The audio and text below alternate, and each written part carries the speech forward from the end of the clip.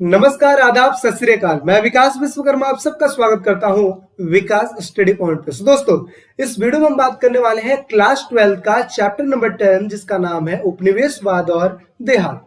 ये चैप्टर बहुत ही ज्यादा इंपॉर्टेंट और बहुत ही मतलब इजी चैप्टरों में से एक है, जो कि आपको समझ में आएगा। हालांकि समझते जो हिस्ट्री होता है, पूरी की पूरी स्टोरी होती है, अगर समझ में आए तो। बहुत सारे बच्चों को हिस्ट्री बोरिंग लगती है, लेकिन मैं कहता हूं हिस्ट्री को बस समझने की कोशिश तो करो, आपको बहुत ही इंटरेस्ट आएगा। एक कहानी जैसे सुनते हो ना, जैसे रामायण एक कहानी है, महाभारत एक कहानी है, ऐसे ये भी एक कहानी है।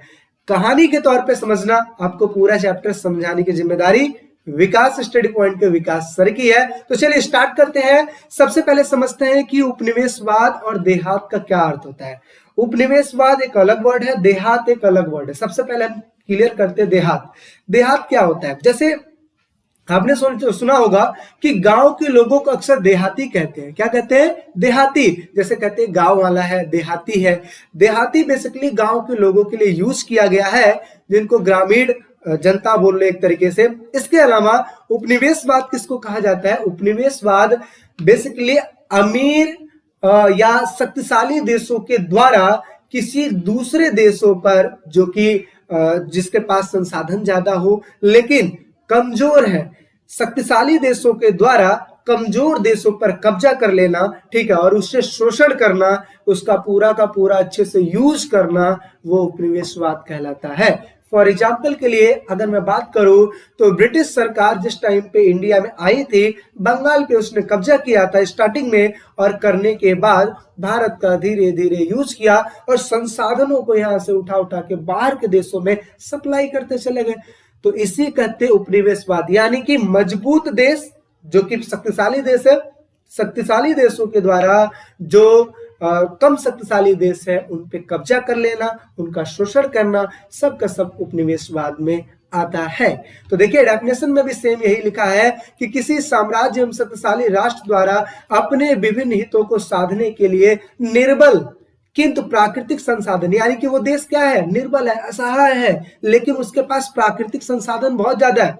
अच्छा, भारत उस टाइम पे निर्बल था, लेकिन संसाधन भारत में बहुत ज्यादा थे, क्योंकि इसी वजह से भारत को सोने की चिड़िया कहा जाता था, क्योंकि भारत में संसाधन ज्यादा थे। अच्छा, निर्बल था, इसीलिए ब्रिटिशों ने कब्जा कर लिया, और करने के बाद फिर अपने अच्छे से यूज किया, संसाधनों को उठा उठा के बाहर देशों में भेजा, और यही सारी चीजें। ठीक है, पता है भारत की सबसे ज्यादा कमजोरी क्या है? क्योंकि हमारे अंदर ना एकता नहीं है। अगर हम सारे एकजुट मिलकर अगर किसी चीज को करें ना, तो बहुत सारा काम कर सकते हैं। जैसे हमें पता है कि 1947 में हमारा देश तभी आजाद हुआ था जब सारे मिले हुए थे, है ना? तो ऐसे हमें मिलजुल के रहना है। चलिए अब पढ़ते हैं। तो देखिए, किसी समृद्ध एवं शक्तिशाली राष्ट्र द्वारा अपने हितों को साधने के लिए किसी निर्बल किंतु प्राकृतिक संसाधनों से परिपूर्ण राष्ट्र को विभिन्न संसाधनों का शक्ति पर उपयोग करना, यानी कि उन पे उपभोग करना, ठीक है, शक्तियों का इस्तेमाल करके वहां की चीजों का उपभोग करना ही उपनिवेशवाद कहलाता है। एक एक वर्ड समझिएगा ना, तो आंसर आपको खुद ही समझ में आ जाएगा। बात करते हैं देहात। खेती बाड़ी आदि करने वाले लोगों को देहात कहते हैं, मतलब ग्रामीण लोग कहते हैं। ठीक है, भारत की अधिकांश आबादी गांव में निवास करती है, अर्थात उपनिवेशवाद और देहात का अर्थ अंग्रेजी शासन का भारतीय ग्रामीणों पर किस प्रकार से कब्जा रहा है, इन सभी चीजों को हम उपनिवेशवाद और देहात में पढ़ेंगे। यानी कि जो ग्रामीण लोग थे, उन पे उपनिवेशवादों का क्या रोल रहा है, ब्रिटिश सरकार का क्या रोल रहा है, इन्हीं सभी चीजों को हम इस चैप्टर में पढ़ने वाले हैं। जैसे कि आप देख सकते हो, एक मैंने इमेज ले लिया गांव का, और दूसरा इमेज मैंने ले लिया है उस टाइम पे जो ब्रिटिश कंपनी थे, ब्रिटिश ईस्ट इंडिया कंपनी बोल सकते हो, तो उसका मैंने एक इमेज ले लिया ताकि आपको चीजें क्लियर हो पाए। समझ में आ गया देहात का मतलब, समझ में आ गया उपनिवेशवाद का मतलब। अब हम पढ़ने क्या वाले हैं? यही पढ़ने वाले हैं कि अंग्रेजों ने कैसे कैसे कब्जा किया, किस तरीके से वो यहाँ पे कर वसूला करते थे, और किस तरीके से उन्होंने राज किया। इन्हीं सभी चीजों को हम उपनिवेशवाद और देहात में पढ़ने वाले हैं। ध्यान से देखिए, अगला समझते हैं प्लासी का युद्ध। आप कहोगे सर ये प्लासी का युद्ध कहाँ से आ गया, है ना? हिस्ट्री में ये चीज कहाँ से आ गया? क्योंकि 12th में तो प्लासी का युद्ध है नहीं। अच्छा, एक जगह पे थोड़ा सा जिक्र दिया गया है प्लासी का युद्ध का, इसके बारे में मैं बताता हूं, जो कि आप जब अगला चैप्टर पढ़ोगे जिसका नाम है विद्रोही तथा राज, उसमें आपको चीजें क्लियर हो जाएंगे। ध्यान से समझिएगा, प्लासी का युद्ध किया गया था 23 जून 1957 को। कब किया गया था? 23 जून 1957 को प्लासी का युद्ध किया गया था। किसके बीच में हुआ था? अंग्रेजों के बीच में और बंगाल के नवाब के बीच में। बंगाल के नवाब के बीच में और अंग्रेजों के बीच में यह युद्ध हुआ था। आगे चल के युद्ध में क्या होता है, नवाब की हार हो जाती है और ब्रिटिश सरकार उस टाइम पे जीत जाती है और इस तरीके से पहला उसने शासन किया बंगाल में, यानी कि बंगाल पे कब्जा कर लिया। ठीक है ना। तो इस तरीके से प्लासी का जो युद्ध हुआ था वो, जिसकी वजह से बंगाल पे पूरा कब्जा कर लिया गया था। अब ये समझ में आता है प्लासी कहां पे है, तो पश्चिम बंगाल में है प्लासी। ठीक है, तो यही चीज लिखा है कि यह युद्ध हुआ था 23 जून 1957 को नदियों जिले में गंगा नदी के किनारे प्लासी नामक स्थान पे इस चीज को लड़ा गया था, जैसे कि आप इसमें देख सकते हैं इमेज में। साथ ही साथ यह युद्ध ब्रिटिश ईस्ट इंडिया कंपनी और दूसरी तरफ बंगाल के नवाब, जिसका नाम था सिराजुद्दौला की शाही सेना के बीच में किया गया था। और इस युद्ध में कंपनी की सेना ने रॉबर्ट क्लाइव के नेतृत्व में नवाब सिराजुद्दौला की शाही सेना को हरा दिया था। अब यहाँ पे एक नंबर के क्वेश्चन में भी आता है कि कंपनी की ओर से किसने नेतृत्व किया था, तो किसने किया था? रॉबर्ट क्लाइव ने इस चीज को नेतृत्व किया था और उस टाइम पे बंगाल के जो नवाब थे उनका नाम था सिराजुद्दौला। ठीक है ना। आगे समझते हैं। इस प्रकार अंग्रेजों के अधीन आने वाला भारत का सबसे पहला जो क्षेत्र था वो था बंगाल और इस तरीके से उन्होंने कब्जा कर लिया था। समझ में आ गया। नेक्स्ट बात करें। अब उन्होंने कब्जा यहाँ पे करने के बाद 3 टाइप्स के कानून लागू किए। कितने? 3 टाइप्स के कानून लागू किए थे। कौन कौन से? पहला नाम है इस्तमरारी बंदोबस्त। क्या नाम है? इस्तमरारी बंदोबस्त, जो कि लागू किया गया था 1793 में, यानी कि 1793 में इसको लागू किया गया था, जिसके अनेक प्रकार के नाम है, जैसे जमींदारी व्यवस्था कहा जाता है, इसको स्थायी बंदोबस्त भी कह लिया जाता है। ठीक है। दूसरा कर की बात करें तो रैयतवाड़ी व्यवस्था था, जिसको 1802 में लागू किया गया था।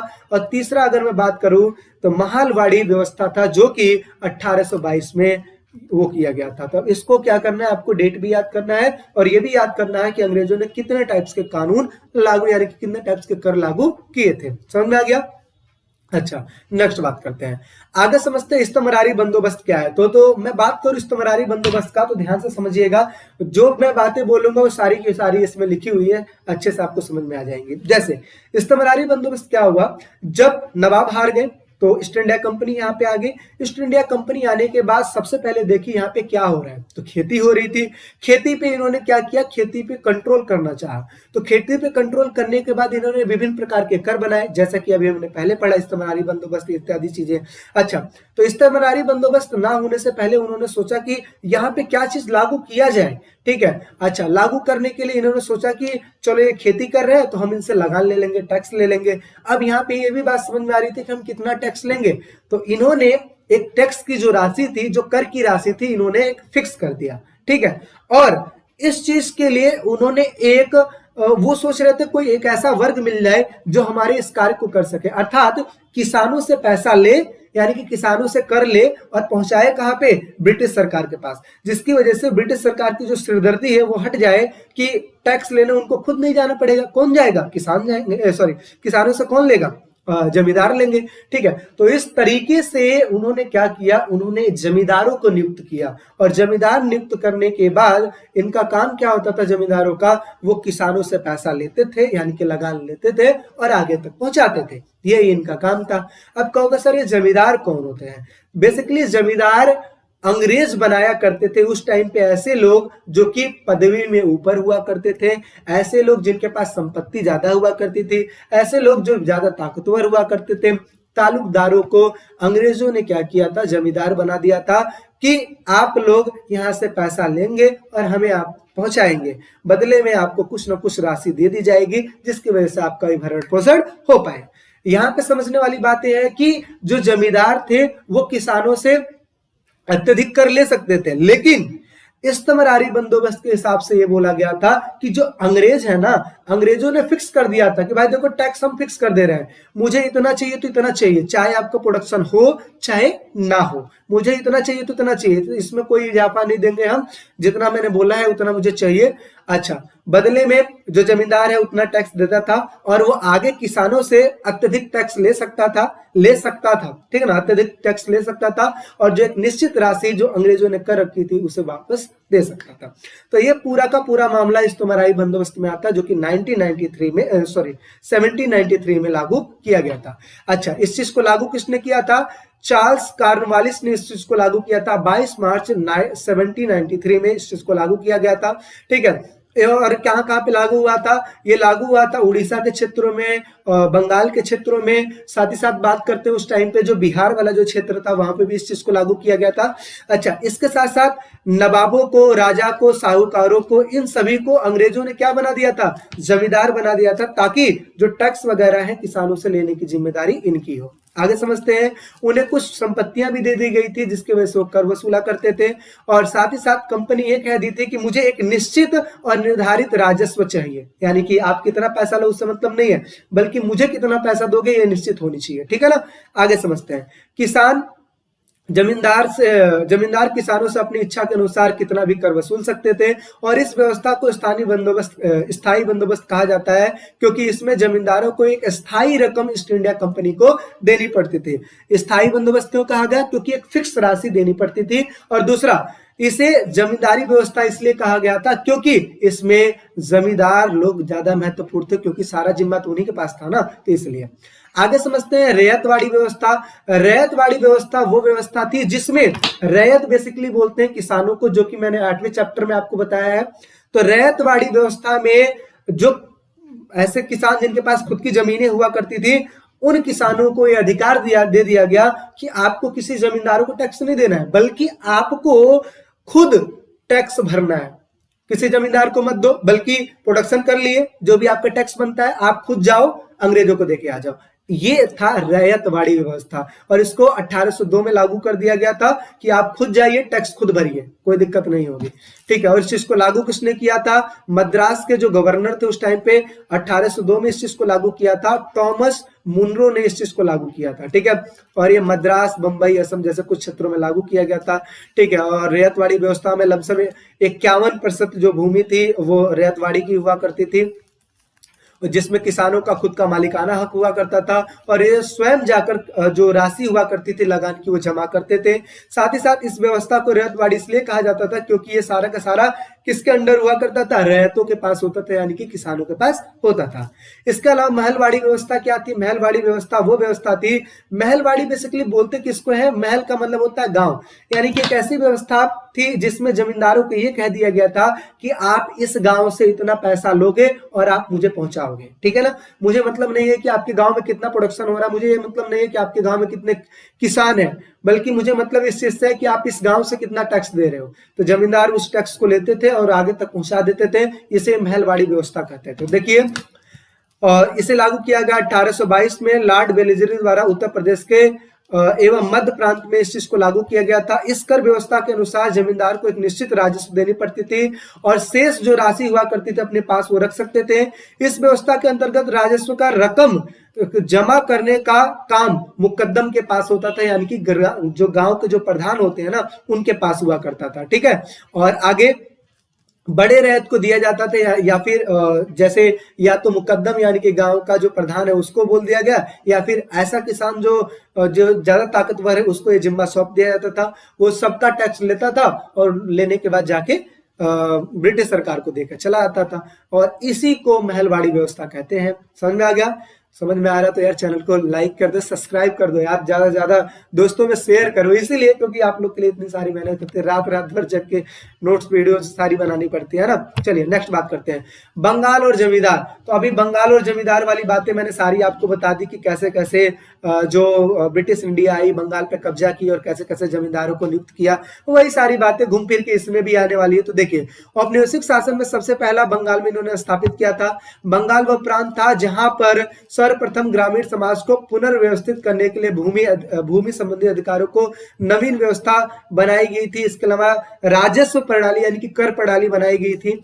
इसके अलावा 1770 के दशक आते आते बंगाल की ग्रामीण व्यवस्था खतरे में खतरे में फंस चुकी थी, है ना। खतरे में इसलिए फंस चुकी थी, कभी बारिश होता था, कभी बारिश नहीं होता था, कभी ज्यादा बाढ़ आ गई, कभी कुछ हो गया, कभी कुछ हो गया, फसल उत्पादित नहीं हो पाता था। इस वजह से ब्रिटिश सरकार को फायदा हो नहीं पाता था। जब ब्रिटिश सरकार को फायदा नहीं हो पाया तो ब्रिटिश सरकार ने दिमाग लगाया कि अब इनसे पैसा कैसे वसूला जाए। तो उन्होंने कहा कि भाई देखो, हम फिक्स कर देंगे, हमारा जो टैक्स रहेगा हम फिक्स कर देंगे, बाकी आपका प्रोडक्शन कितना भी उससे मुझे कोई मतलब नहीं है। और ये जिम्मा किसको दे दिया? जमींदार को दे दिया कि आप टैक्स आप लोगे। ठीक है, अब यहाँ पे समझने वाली बात यह है कि जो अंग्रेजों ने जो फिक्स किया था ना, जो प्राइस, वो ज्यादा फिक्स किया था, कम प्राइस फिक्स नहीं किया था। जैसे फॉर एग्जांपल के लिए, जैसे अंग्रेज जो थे उन्होंने कह दिया जमींदारों के कि आप गांव में जाओ, गांव से टैक्स लेना और मुझे दे देना, ये बात कर दी गई थी। अब यहाँ पे अंग्रेज ये सोच रहे थे कि आज इनके पास इतनी भूमि है, कल की डेट में ये बंजर भूमि को उपजाऊ भूमि बना लेंगे और उसका भी प्रोडक्शन कर लेंगे, तो उसका लगान तो हमें मिल नहीं पाएगा, क्योंकि हमारी रकम तो फिक्स रहेगी ना। तो इसी वजह से रकम की राशि इन्होंने स्टार्टिंग में ही ज्यादा कर दी, इसलिए कि कल की डेट में ये कुछ भी करे उससे हम पे कोई इंपैक्ट ना पड़े, क्योंकि ये पहले से तो चूसते आ रहे हैं ना पैसा। इसी वजह से अंग्रेजों ने दिमाग लगा के स्टार्टिंग में जो टैक्स था उसको ज्यादा कर दिया कि कल की डेट में इनकी जो जमीनें हैं विस्तृत भी कर लेते हैं, इनकी फसलों की राशि ज्यादा भी हो जाती है, तो उससे हम पे कोई इंपैक्ट ना पड़े। ठीक है, क्योंकि हम पहले से ही ज्यादा रकम लेते आ रहे हैं। तो ये सारी व्यवस्था वहां पे कर दी गई थी और इसे इस्तमरारी बंदोबस्त कहते हैं। ये की पूरी चीजें इसमें लिखी हुई है। नेक्स्ट बात कर लेते हैं, ब्रिटिश अधिकारी ये चाहते थे कि एक ऐसा वर्ग सामने आए जो कृषि में सुधार भी कर सके, साथ ही साथ अंग्रेजों से जुड़ा भी रह सके, और इस तरीके से उन्होंने जमींदारों की नियुक्ति की, जो कि नवाब, राजा और साहूकार जिसमें शामिल हुआ करते थे।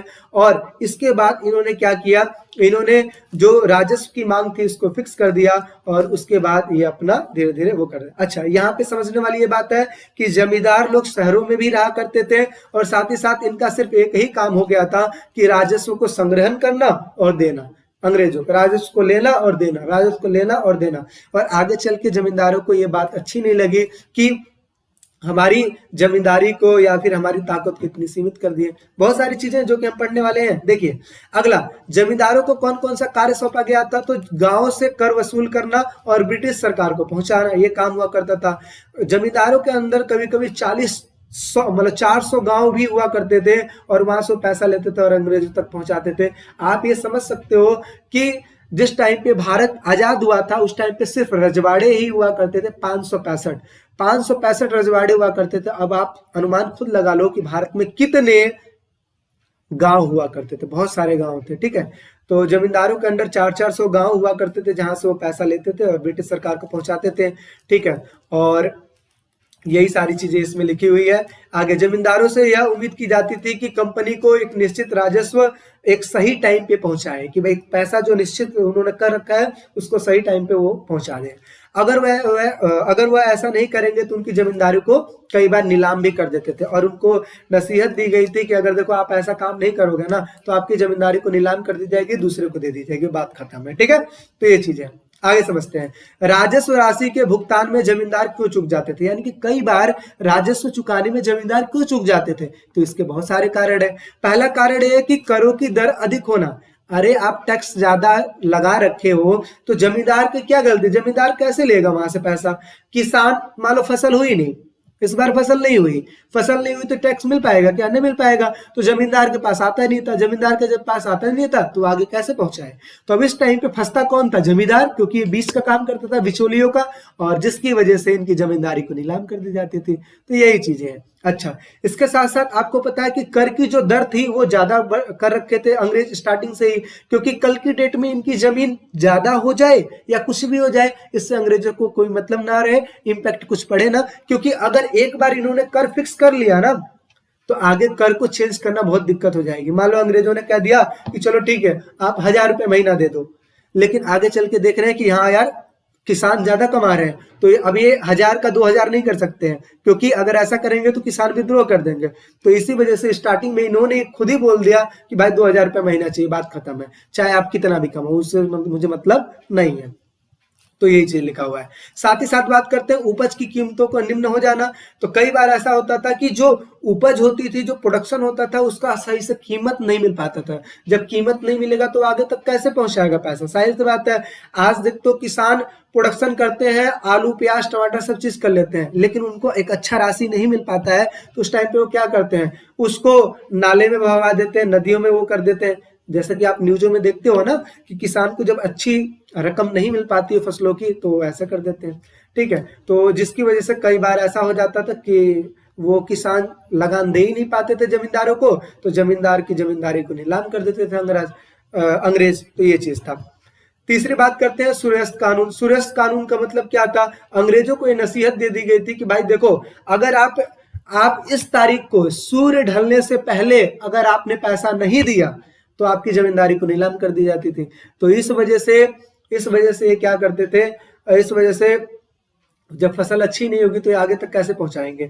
तो सूर्यास्त कानून की वजह से कई बार ऐसी दिक्कतों को देखने को मिल जाता था। अच्छा, आगे समझते हैं। अच्छा, इसका भी उपाय जमींदारों ने निकाला था, उपाय है ना। जमींदारी नीलाम हो जाती थी तो जमींदार अपनी जमींदारी को बचाने के लिए बहुत सारे उपाय किए थे, जो कि हम आगे पढ़ने वाले हैं। आगे समझते हैं। जमींदारों की ताकत को सीमित कर देना, यानी कि अब जमींदारों की ताकतों को सीमित कर दिया गया था, इसलिए क्योंकि इनका सिर्फ सिंपल सा अंग्रेजों ने एक ही काम डिसाइड कर दिया था कि आपको पैसा लेना है, ऊपर तक पहुंचाना है, बात खत्म है। तो इस वजह से जो जमींदार थे, ठीक है, जमींदार थे, वो कई बार राजस्व देने में चूक जाते थे कि भाई इतना सारा पैसा कैसे देंगे, बात ही खत्म है।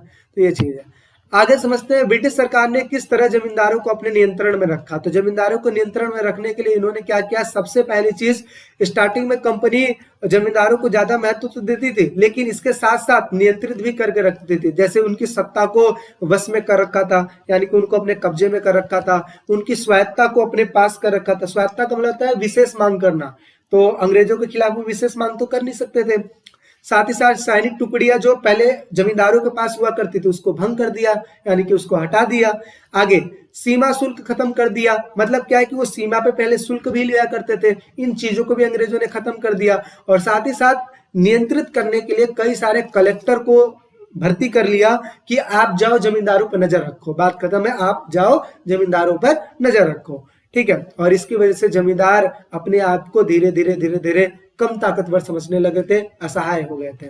आगे इसके अलावा पहले जो जमींदार हुआ करते थे वो खुद का न्यायालय लगा सकते थे, लेकिन आगे चल के न्यायालय भी लगाने की परमिशन इनको नहीं मिली, अंग्रेज ने इस चीज को भी हटा दिया, साथ ही साथ इनकी ताकतों को भी छीन लिया था। और इस तरीके से ब्रिटिश सरकार ने जमींदारों को अपने कब्जे में कर रखा था, और साथ ही साथ लगान नहीं दोगे तो आपकी जमींदारी को नीलाम कर दिया जाएगा। तो ये सारी चीजें थी। नेक्स्ट बात करते हैं, जमींदार की जमींदारी को क्यों नीलाम कर दी जाती थी। तो अभी इतनी सारी बातें इसलिए तो हो रही है, इसलिए नीलाम कर दी जाती थी क्योंकि ये निश्चित टाइम पे कर दे नहीं पाते थे, या ना तो वसूल कर पाते थे ना तो ये दे पाते थे। अच्छा, जमींदार रहते थे शहरों में, जब टैक्स लेने की बारी होती थी तो ये अपने एक बंदे को भेजते थे जिसका नाम था अमाला, ठीक है ना, अमाला नहीं अमला नाम हुआ करता था, उनको भेज देते थे कि जाओ किसानों से पैसा लेके आना। किसानों के पास से पहुंचते थे, पता लगता था किसान अपनी दुख दर्द बता देगा, बारिश नहीं हुई, फसल नहीं हो पाया, ऐसा हो गया वैसा हो गया, कीटनाशक दवाई नहीं हुई, ऐसा हो गया, तो लगान तो मिल नहीं पाता था। तो सबसे बड़े टास्क ये हो जाता था, और इसकी वजह से वो आगे पैसा नहीं पहुंचा पाते थे, और फिर जमींदारी को नीलाम करना पड़ जाता था। आगे कई बार ऐसा होता था कि जो रैयत यानी कि किसान होते थे वो जानबूझकर जमींदारों को नहीं देते थे पैसा, क्योंकि इनकी जमींदारी नीलाम हो जाए, कोई दिक्कत नहीं, हमें क्या लेना देना है, इनकी जमींदारी नीलाम हो जाए, क्योंकि ये तो थर्ड पार्टी थे ना, किसान, बीच वाला काम कौन करता था, जमींदार करते थे। तो इसी वजह से, ठीक है, जानबूझ कर नहीं देते थे। अच्छा, कई बार ऐसा होता था कि गांव के जो अमीर रैयत होते थे, अमीर रैयत यानी कि अमीर किसान होते थे, वो खुद पैसा नहीं देते थे, और इसके अलावा जो मुखिया होता था वो भी पैसा नहीं देता था। और इस वजह से नहीं देते थे ताकि मतलब एक तरीके से कि ये खुश होते थे कि जमींदार की जमींदारी नीलाम हो जाए, हमें क्या लेना देना, खुश होते थे, खूब खुश होते थे कि जमींदार से हमें कोई मतलब तो है नहीं। ठीक है, अब यहाँ पे एक चीज और समझिएगा, जो अमीर रैयत हुआ करते थे, अमीर जो किसान हुआ करते थे, इन्हीं को जोतदार कहा गया आगे चल के। ठीक है, अमीर जो किसान हुआ करते थे, अमीर रैयतों को ही जोतदार कहा गया है। आगे समझते हैं। जमींदार बाकीदारों पर, अच्छा कई बार ऐसा होता था कि जो जमींदार होते थे, ऐसा किसान जो टैक्स नहीं दे पाता था उस पे मुकदमा भी चला सकते थे, लेकिन ये मुकदमे वाली जो प्रोसेस है ना वो बहुत लंबी चलती थी। जैसे आज के डेट में देखते हो कि कोई मुकदमा अगर कोर्ट में चला जाए तो सालों साल निकल जाता है, कोई उसका कोई हल ही नहीं निकल पाता है ना। तो ऐसे ही उस टाइम पे जिस भी किसान पर जो जमींदार थे वो अगर केस कर देते थे तो उस टाइम पे वो प्रोसेस भी उनका बहुत ज्यादा लंबा हो जाता था और इस तरीके से वो कर वसूल नहीं कर पाते थे, ठीक है। और जमींदार आगे जब पैसा नहीं दे पाते थे तो उस टाइम पे उनकी जमींदारी को नीलाम कर दी जाती थी। 1789 में केवल मर्दवान जिले में ही राजस्व भुगतान की जो बकाया राशि थी उसकी कम से कम 30,000 मामले सामने आए थे कि 30,000 मामलों में किसानों ने पैसा नहीं दिया जमींदारों को और जमींदारों ने आगे नहीं दिया। ऐसे मामले 1789 में 30,000 मामले सामने आए थे। इस तरीके की चीजें, ठीक है ना। अच्छा, थक गए होगे तो वीडियो को पॉज कर लो, थोड़ा इधर उधर घूम फिर के आओ और फिर जाके आगे वीडियो कंटिन्यू करो, क्योंकि देखो हमारा काम तो है पढ़ाना, हम लगातार बैक टू बैक पढ़ाते रहते इंस्टीट्यूट में और यहाँ पे भी, ठीक है। और पिछले टाइम तो मेरा तबीयत बहुत ज्यादा खराब हो गया था, लेकिन आप बिल्कुल फिट हो, अब चीजों को बहुत ही तेजी से पढ़ाना है तो वीडियो पॉज करो, जाओ घूम फिर के आओ, फिर आओ यहीं पे चीजों को पूरा चैप्टर। मैं कह रहा हूं कि एक भी चीज में छोड़ा नहीं हूं, सब की सब चीजें मैं इसमें कवर कराया हूं, चाहे आपकी स्कूल की मैडम में पढ़ाए चाहे ना पढ़ाए। विकास स्टडी पॉइंट के सर जो है ना आपको हर एक चीज पढ़ाएंगे, ठीक है। चलिए नेक्स्ट बात करते हैं, आगे समझते हैं जोतदारों का उदय। तो अभी तो मैंने आपको बताया जो अमीर रैयत हुआ करते थे यही लोग आगे चल के जोतदार बने।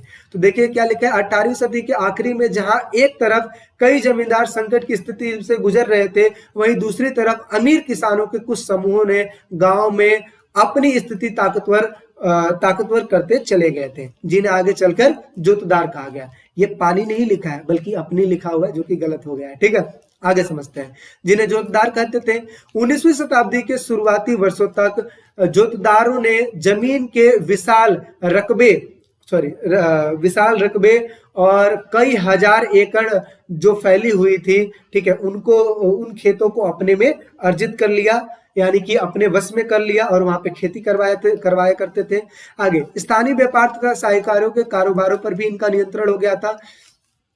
इस तरह वे उस क्षेत्र के निर्धन काश्तकारों पर व्यापक ताकत हो, यानी कि जो निर्धन किसान हुआ करते थे उन पे ये अपना जोर दबाव दिखाया करते थे। साथ ही साथ ये इन खेतों को ऐसे किसानों को दे देते थे जो खुद आते थे, खुद हल लेके आते थे, खुद खेती करते थे। करने के बाद आधा जो होता था वो जोतदार ले जाते थे और आधा वो खुद लेके चले जाते थे, ठीक है ना। तो ये उनसे कार्य करवाया करते थे, जो कि इसमें लिखा हुआ है। आप नोट्स पढ़ोगे तो अच्छे से आपको मिल जाएगा। विकास स्टडी पॉइंट के ऐप से भी आप पढ़ सकते हो, जिसपे एड फ्री वीडियो आपको मिलेगी, नोट्स मिलेगा, टेस्ट सीरीज मिलेगा, सारा चीज मिलेगा जो कि आपको पता है। और बाकी यूट्यूब पे तो फ्री सेवा आप लोग के लिए तो है ही। साथ ही साथ बात करते हैं हमारी वेबसाइट पे भी आपको फ्री में नोट्स मिल जाएंगे, लेकिन अगर पेड नोट्स चाहिए तो आपको ऐप पे मिलेंगे। और बात करना चाहते हो तो 7011912793 पे कभी भी कॉल कर सकते हो, मोस्ट वेलकम है, ठीक है। आगे समझते हैं, गांव में जोतदार की ताकत जमींदारों की तुलना में अधिक प्रभावशाली होती थी, इसलिए क्योंकि जोतदार रहते थे गांव में और जमींदार रहते थे शहरों में, इसलिए। आगे समझते थे, जमींदार के विपरीत शहरी क्षेत्रों में रहते थे, जोतदार गांव में ही रहते थे। जमींदार कहाँ रहते थे? शहरी क्षेत्रों में रहते थे, और जोतदार कहाँ रहते थे? वो गांव में रहते थे। इसके अलावा इनका सीधा नियंत्रण हुआ करता था और ये जमींदारों को विरोध किया करते थे। और साथ ही साथ जब जमींदार जाते थे पैसा लेने के लिए तो ये जो जोतदार थे इनका विरोध किया करते थे कि आपको पैसा नहीं देंगे। और जब जमींदार की जमींदारी नीलाम की जाती थी तो उस टाइम पे जोतदार भी पहुंच जाते थे कि भाई ये जमींदारी मुझे दे दो, मुझे दे दो और मुझे दे दो, और कई बार ये जमींदारी ले लेते थे। तो इस तरीके की चीजें वहां पे चला करते थे। अच्छा, जोतदार इतने ज्यादा प्रबल थे कि ये उत्तरी बंगाल में बहुत ज्यादा प्रबल थे, और कई जगहों पे इनको हवलदार का भी नाम मिला है, और कई जगह पे इनको मंडल का भी नाम मिला है, या फिर गाटीदार के नाम से भी जाने जाते थे ये, ठीक है, कुछ कुछ जगहों पे। नेक्स्ट समझते हैं, जमींदार की तरफ से प्रतिरोध। इसका मतलब क्या हुआ? अब जमींदार की जमींदारी नीलाम कर दी जाए तो जमींदार को अच्छा लगेगा क्या? बिल्कुल ही बुरा लगेगा। तो उस टाइम पे जमींदार क्या करते थे? अपनी जमींदारी को बचाने के लिए बहुत सारा कार्य करते थे, जो कि हम इसमें पढ़ने वाले हैं। जैसे सबसे पहली चीज, नीलामी की समस्या से बचने के लिए ये फर्जी बिक्री करवाते थे, यानी कि नीलामी कर दो कोई दिक्कत नहीं है। नीलामी जब आप करोगे तो खरीदने वाला भी बंदा, बोली लगाने वाला भी बंदा वो जमींदार का ही होता था, और फिर घूम फिर के जो जमींदारी थी वो जमींदारी दोबारा उसी के पास आ जाती थी।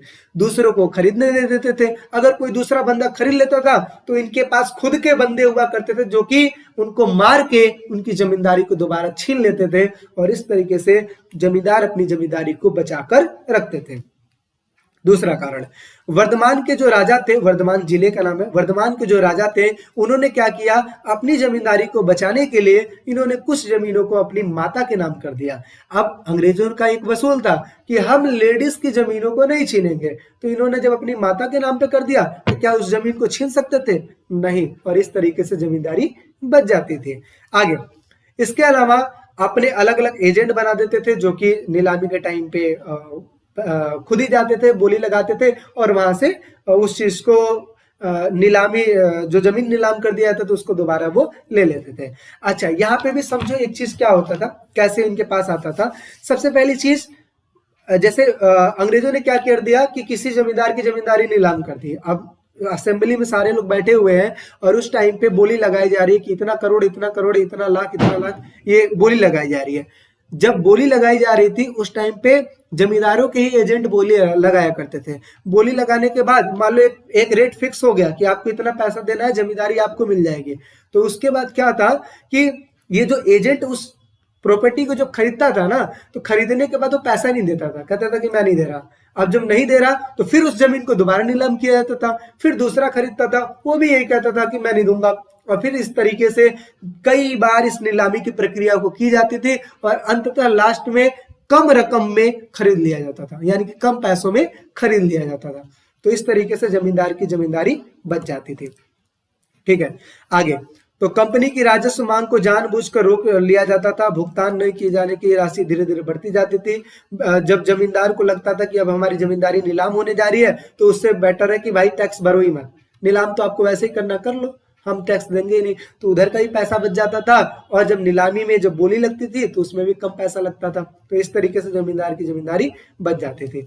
तो यही जितनी भी चीजें अभी मैंने बोली है सब की सब इसमें लिखी हुई है। नोट्स को या वीडियो पॉज करो, धीरे धीरे पढ़ते जाओगे, समझ में आ जाएगा। और यहीं पे सारी चीजें लिखी हैं, जैसे खरीद की राशि को अदा नहीं कर पाते थे और उस टाइम पे एजेंट इन चीजों को, मतलब बार बार ये प्रक्रिया होती थी, नीलामी की प्रक्रिया बार बार हुआ करती थी, और अंत में जब थक जाते थे तो जमींदार ही आके आगे उस चीज को दोबारा खरीद लेता था और इस तरीके से वो अपने काम को किया करता था। ठीक है ना। अच्छा, कई बार ऐसा भी होता था कि मान लो दूसरे बंदे खरीद भी लेते थे तो उस टाइम पे जमींदार अपने ही बंदे भेजकर उसको मरवा के उसका जो दोबारा जो जमींदारी थी उसको वापस ले लेता था, संपत्ति को वापस ले लेता था।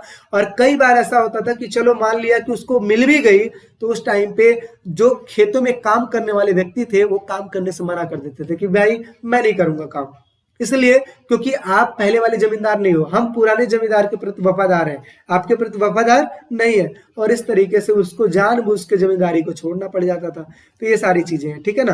क्योंकि ये अपने पुराने जो जमींदार हुआ करते थे, जिनकी पहले से जमीनें हुआ करती थी, उन्हीं को अन्नदाता मानते थे, नए वाले को नहीं मानते थे। और इस तरीके से नए वाला परेशान हो जाता था, नए वाला फिर जमींदारी वापस देके चला जाता था। ठीक है, बाकी आज फर्स्ट पार्ट था, ये सारी चीजें आपको मैंने बता दी। सेकंड पार्ट में पूरी कोशिश रहेगी इस चैप्टर को ओवर कर दिया जाए। हाँ, मानता हूँ थोड़ी वीडियो लेंथी हो रही है, बट कोई नहीं यार, आप बढ़िया से पढ़िए, ठीक है ना, क्योंकि आप हिस्ट्री पढ़ रहे हैं, जितनी बड़ी बारीकी से पढ़ेंगे आफ्टर ट्वेल्थ बीए में आपको काम आएगी। ठीक है, तो मिलते हैं एक नेक्स्ट वीडियो में, अभी के लिए टेक केयर, बाय बाय।